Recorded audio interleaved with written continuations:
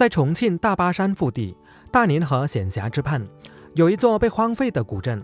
古镇里青石古道盘山而上，吊脚楼群临河层叠，沧桑古韵浸透着巴渝风情。这里既是中国最早的制盐地之一，又是长江三峡古盐道的起点，至今仍可寻觅传统熬盐技艺。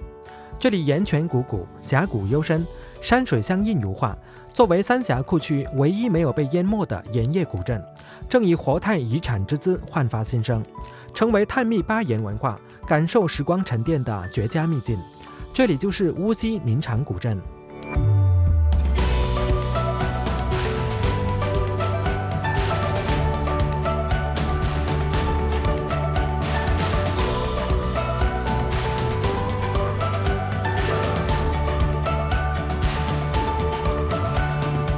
终南山公路隧道全长18公里。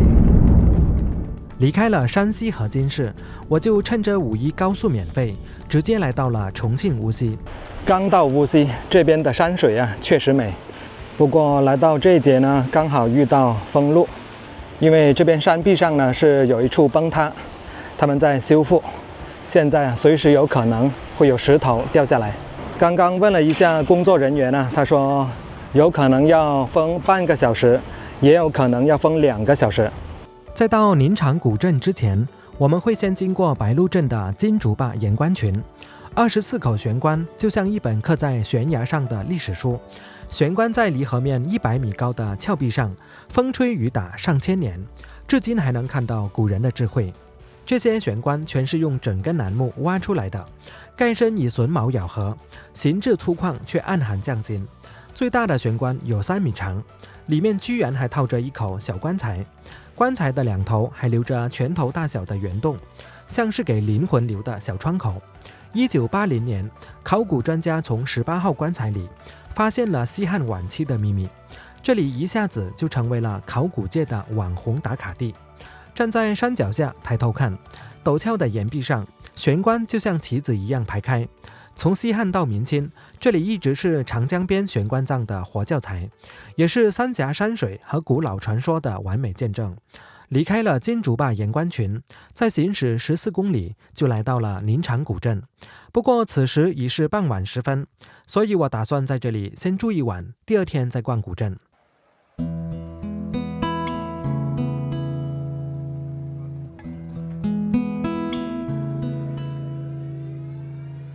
刚刚在车里先洗了一个澡，洗完澡出来之后呢，天都黑了。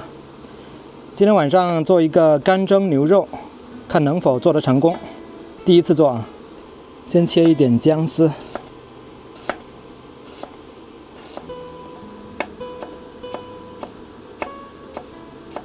这个是牛腱子肉啊，这冻过的牛肉反而更好切一点了。放一点水，先烧5分钟。好，这个水快干了，可以下锅了。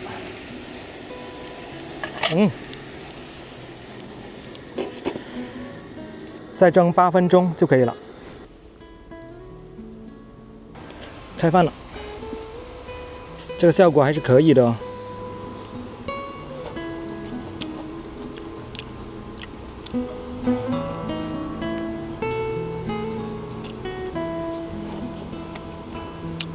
大家好，我是俊谷，我现在是来到了重庆乌溪县宁长古镇。这是一座千年古镇，古代的10大盐都之一。古镇的地理位置也比较特殊，它是坐落在重庆、湖北、陕西3省的交界处。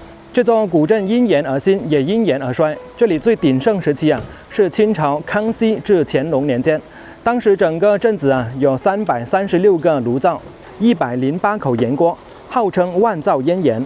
当时整个四川有20%的盐都来自这里。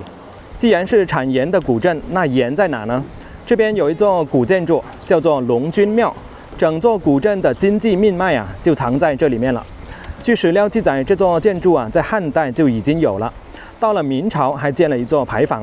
不过很可惜，在1958年全拆了。现在我们看到的这座建筑是在2015年重新修建的。这座建筑的下方这个位置有一整排孔洞，那么在古代呢，人们呢就是用竹子接住这些小孔，把水啊引到每家每户去，然后呢进行熬煮制盐。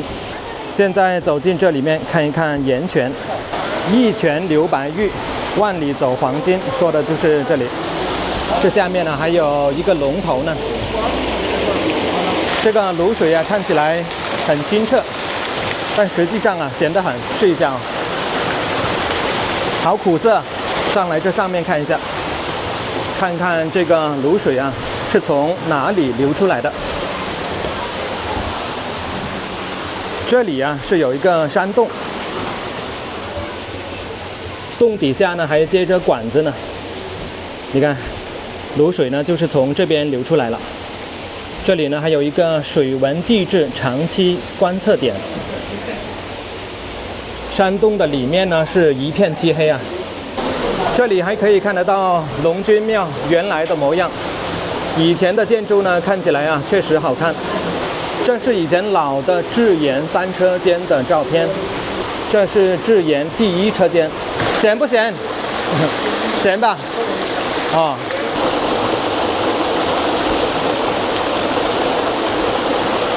这一座建筑啊，原来呢应该是2层的，现在第2层啊变成镂空的了。那这里一年啊能产多少盐呢？据说这里一年流出来的卤水含盐量啊就达到了16000吨。这口盐泉所在的山叫做宝源山，这个名字啊也是因为这口盐泉。那这个盐泉当时是怎么发现的呢？当地流传着一个故事，相传在远古时期啊，有一个猎人在山上发现了一头白鹭。就追赶到这里，然后白鹭啊跑进了山洞，就再也没有出现了。那个猎人追赶了1天，也口渴了，这里刚好有一口清泉嘛，就喝了一口，就是这样发现了这口盐泉。宁长古镇隔壁有一个镇子，就叫白鹭镇。我相信这个名字的来历，应该就是和这个故事有关。但是到了解放之后，这里产的盐呢，就逐渐失去了竞争力，直到1996年啊全面停产。如今29年过去了。古镇里面大部分的房子屋顶呢都坍塌了，留下的是一片沧桑。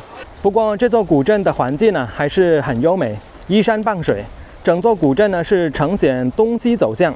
在这个山沟里啊，绵延3.5公里，因为只有一边才有房子嘛，所以说也叫做7里半边街。下面这条河是叫做后溪河，从这里往东流几公里就汇入了大宁河。大宁河流到了巫山，就汇入了长江，所以说这里也是长江的支流了。这一间房子看起来像是已经改建为民宿了，上面每一个房间呢都是装有空调。我现在是站在古镇最西边的一座吊索桥上，古镇有老房子的这一边呢，至今都通不了汽车，摩托车都通不了。虽然说有桥，但是呢，桥的另一边呢是阶梯。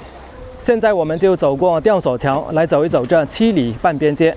这座古镇里的房子啊，整体上年代呢都不算太老，大概呢都是上个世纪60、70年代的老房子。但是这些房子的地底下都是有着明清时期的房基。现在古镇里部分房子啊都开始做生意了，像这个就是一个小山庄。镇子的中心是在东边，我们继续往前面走。这座房子看起来有点沧桑啊，整体上呢都已经倾斜了，而且这一面的墙面呢都没有了，上面的屋顶呢也塌了很大一部分，裸露出里面的家具，一台电风扇，上面还有床，2个抽屉。这是房子的正面，生产街115号。这一间房子呢就比较新了，属于后期翻修的。还放了很多废旧的椅子。这间房子呢是生产街111号，修房子的材料啊都是就地取材，用的这种岩石。这里有一条老的阶梯，上去上面看看那一座老的房子。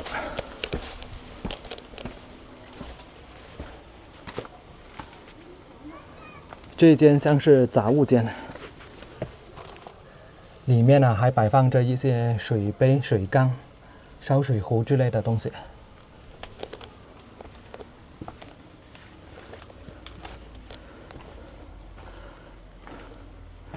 这里还可以上去。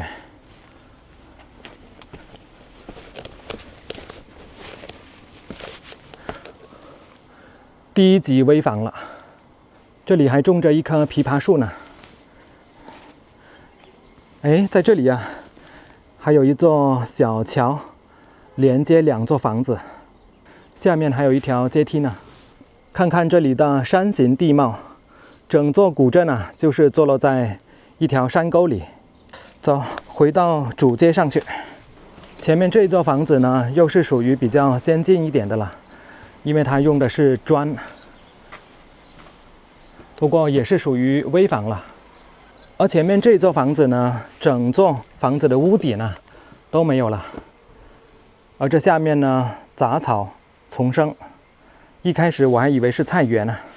上面这座房子看起来挺漂亮啊，再加上外面的这半截墙，这座房子呢就厉害了，用的是这么大的石头啊来做墙基，只剩下一面墙和一个窗了，屋顶整体都没有了。这座房子比较老哎，木石结构，看起来很原生态啊，而且这个用料啊也非常的扎实。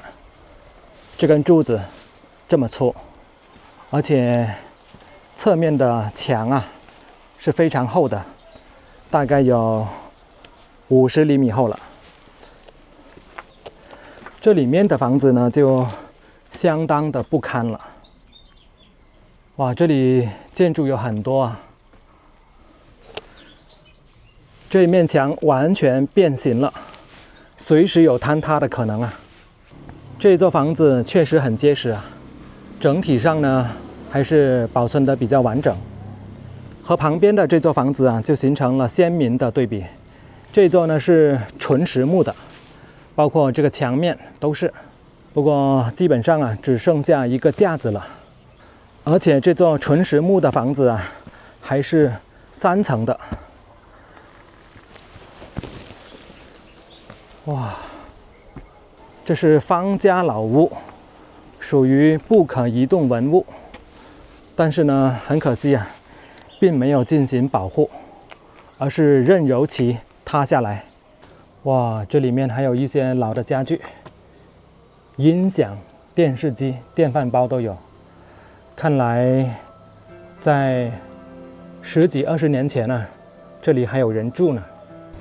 看看这侧面的房子，上面还挂着2件衣服，这上面的屋顶呢随时可能会塌下来啊。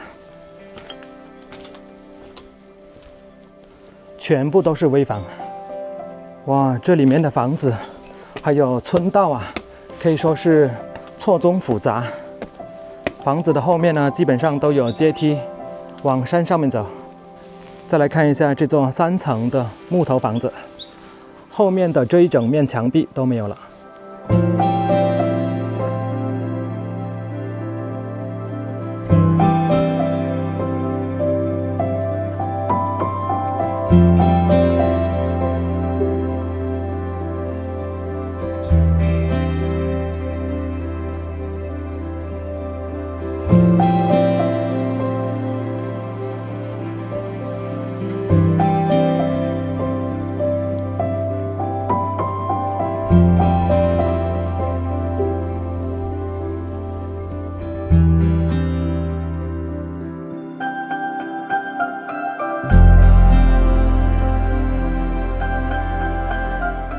这个位置看起来像是以前古代运盐的码头哎，因为这个阶梯啊比较宽，而且这下方啊还有一块空地，可以供盐工啊搬运盐。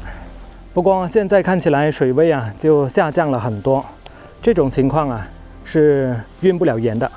这座房子看起来不像是住宅啊，因为它规模很大，说不定是以前的仓库或者车间。屋顶完全没有了，而且这里面呢一部分变成了菜园，而且这后面还有一栋更高的房子，不过也只剩下墙基了。这里有一座吴王庙遗址，上来看一下，好长的阶梯啊！哇，这上面是这样子的，一整排房子没有了门窗，也没有了屋顶，显得破败不堪啊。而且就在这下方啊，还有一座木头结构的房子，塌掉了一半。吴王庙呢是在这边，相信这边的墙基呢是后来重修的，显得特别规整啊。上面的石头就没有那么规整。这边就是大门了，不可移动文物，吴王庙。在这里还可以看到下面的房子，都是没有屋顶了。进来这里面看一下，基本上呢就只剩下墙基了。看得出来原先的规模啊还是蛮大的。这里还摆放着一个石墩子。上来阶梯，看看这个拱门啊，是不是有一点欧式的风格啊？上来之后，这里还有一个阶梯啊，相信这上面啊，原本呢就是供奉吴王的一个雕像了。这里有一座房子可以进去，这间好像就是刚刚看到的塌掉一半的房子了。这里有一个老的梳妆台，这个位置啊是用来放镜子的。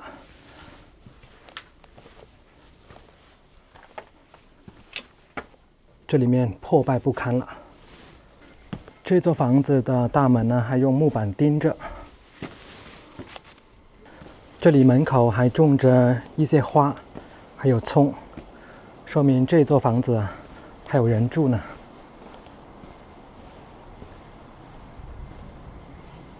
这是一座2层的小楼，这上面的钢筋呢都裸露出来了。这后面呢还有一个很大的建筑群呢，像上面那个圆形的，应该是用来存放卤水的一个圆井。这是项家老宅，也是一座不可移动文物啊。这座建筑也是比较大，是以前盐厂的宿舍楼。这里面就是一个个房间了，总共啊是有3层，不过每一层的屋顶呢都是塌下来了。这是以前的盐工俱乐部，整栋建筑呢现在已经被翻新过了。这是另一座吊索桥，现在整座桥啊都是新的了。从这边继续往前面走，过了这一段呢就是古镇的中心区了。这下面呢还有很多人在游泳呢。看看远处的山，这里像不像是鹰嘴峰啊？看一下河对岸这一整排建筑，从这里到那一边，这就是盐场的第3制盐车间，还有2个应该是在前面。现在走着的这一段呢，就相当于是古盐道了。这座房子看起来好原生态耶，直接拿后面的石头山壁啊当墙壁了。这一面也是，整座古镇啊，要是没有这些白色的石灰啊，看起来呢就像是石头城。原先这里也是有一座木质结构的房子，整体塌掉了。这里还放着一张床呢，这些都是木梁。这座房子有意思啊，从这里呢看起来啊像是1楼，其实它还有地下室呢。不过不敢踩上去了，怕这个楼面呢会塌掉。前面呢还有一个临河的阳台，以前的人住在这里啊，傍晚的时候坐在阳台上喝一杯茶，感觉啊还是很惬意的。其实逛一逛这种原生态的古镇啊，比起那些翻新的古镇啊要有意思很多啊。到中心街了，这边的街道明显要宽很多哎。在中心街这一边啊，很多房子呢还是住着人，这边呢是挂着很多衣服。阿姨，这边住的人不多了吧？不多，不多，没几个，没几个。有没有100个？有5个。哦，4、5户。这里面还有一个邮局呢，不过现在也是危房了。人民邮电，以前写信啊、打电话，还有汇款啊，都是会用到邮局。这里面现在是堆放了很多木柴。这后面还有建筑啊。这栋建筑看起来还很新啊，而且很结实。这是以前林场镇的供销社。那么这里呢，就是销售盐的场所了。供销社的上方啊，还有一个大的五角星啊。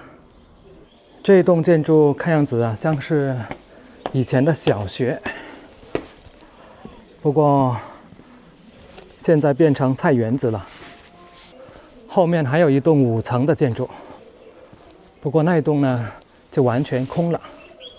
上来这座吊索桥，然后从上面往回看，其实就在这座桥的下方呢，原先这里啊也是有一座桥，只剩下桥墩了。现在新盖了一座桥，站在桥上往回看啊，确实很有年代感啊。在供销社上方呢，还有几个大字：发展经济，保障供给。这桥的另一端呢，还有几户人家呢。这栋供销社以及旁边的邮局啊，还有工人俱乐部，就构成了一整个核心的商业区了。可能有一个问题，小伙伴们呢会想不明白啊，就是大海里啊有那么多盐，现在我们大多数人啊吃的也都是海盐，那古人为什么不直接用海水来煮盐呢？而是在这个山沟里煮这种卤水来制盐。其实海盐的生产啊，早在先秦时期呢就已经有了。比方说，当时沿海地区的齐国还有吴越都是在生产海盐，齐国啊更是以渔盐之利富甲一方。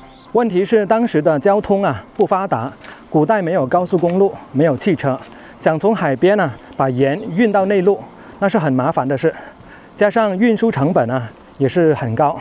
所以说有古盐井的地方啊都是内陆省份，像这个重庆、四川、云南还有西藏，包括山西运城啊也有一个盐湖。像在广东啊，我就从来没有听说过哪里有盐井了。